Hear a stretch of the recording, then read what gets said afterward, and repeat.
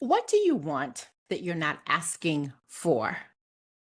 Hello, hello, hello, and welcome to More Than Money, a podcast where we have nuanced conversations about money, business, and life, where we take the time to explore the human side of money because success with money is never just about the numbers.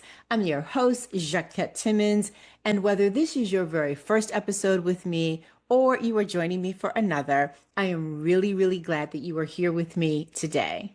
So let's get into it. What do you want that you are not asking for? It wasn't too far into the Brooklyn Museum's event, Brooklyn Talks, where the guest of honor, footwear designer Salehi Bembury, shared that question. And he was sharing it because it was one that he asked himself as he was navigating a career transition. And he was now giving it to us in the audience to ponder.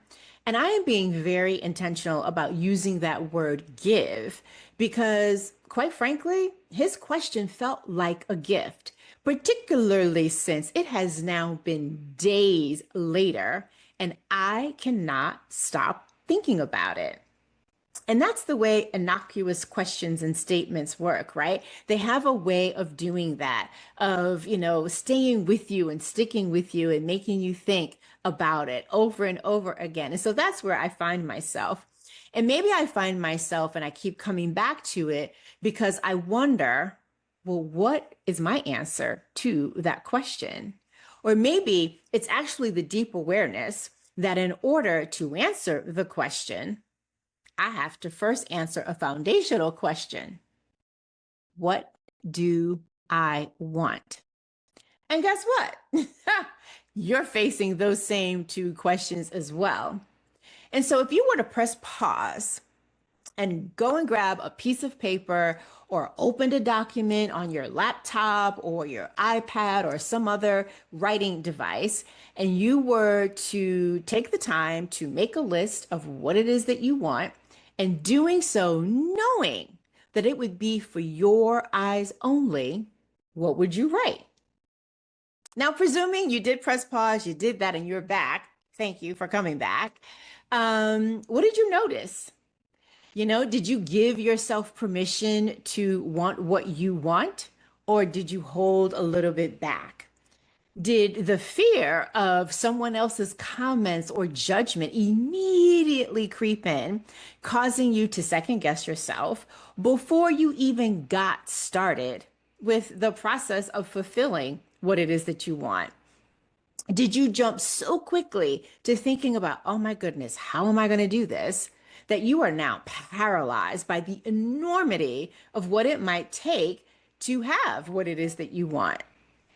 Do you feel guilty? Do you feel guilty for wanting all of the things that you wrote down? Or is it possible that everything that you wrote down feels good?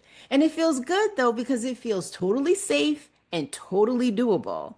So, in other words, you didn't take any risks, right? No risk will be required of you to make what you want come to fruition. Or is it the case that, past mistakes and failures are creeping in and now you are frozen into inaction? Whatever you noticed, here's what else I want you to notice. The question itself is really rarely, I should say, let me repeat that. The question itself is rarely just one question. If we were to think of this as babushka dolls, and looked at it as, if babushka dolls ever took the form of questions, today's episode would be a perfect example because questions like, well, what do you want that you're not asking for? And what do you want? Beget even more questions before you can actually answer the question. So that individually and collectively, these questions require you to avoid rushing the answer and to instead actually sit with them and patiently wait for the answer to reveal itself, which, if you're like me, can be incredibly hard confusing action at times with taking the quote unquote right action. But I want you to be honest with yourself about what you are avoiding and why. I want you to believe that your wants are legitimate enough to name, even if initially only to yourself.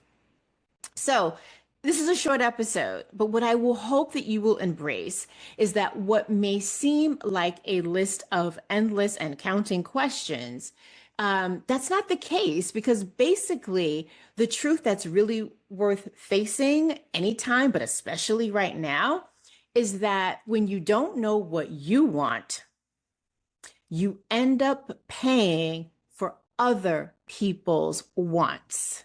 I want to say that again. When you don't know what you want, you end up paying for other people's wants. You end up saying yes to a myriad of things. For example, projects, prices, people, arrangements that don't actually serve you.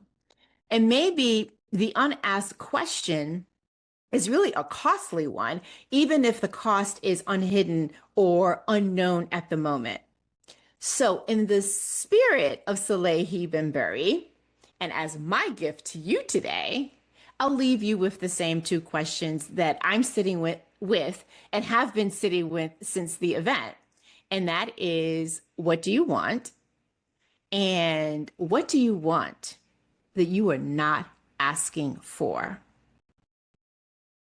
Well, that is a wrap for us today, folks. As always, I really appreciate you taking the time to listen and maybe even joining me over there on YouTube. If you like what you heard in this episode or this podcast overall, and you haven't done so already, please do me a favor and leave a rating and a review on whatever platform you are listening to, but especially if it's Apple, because that helps us. And if you are on YouTube, be sure to subscribe to the channel, but also leave a comment below.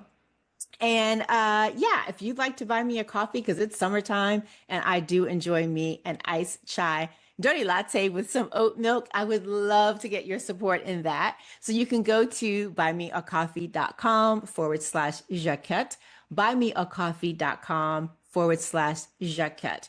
Thanks again for listening or watching, as the case may be. I will be back with another episode, and I hope that you will too. Until then, remember, it's about more than money.